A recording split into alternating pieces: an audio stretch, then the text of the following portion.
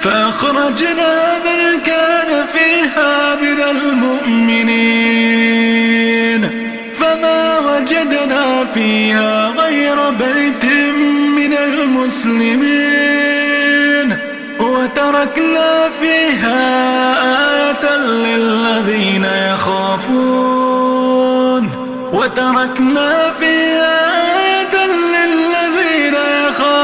العذاب الأليم. وفي موسى إذ أرسلناه إلى فرعون بسلطان مبين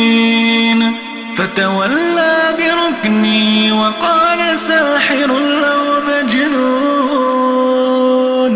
فأخذناه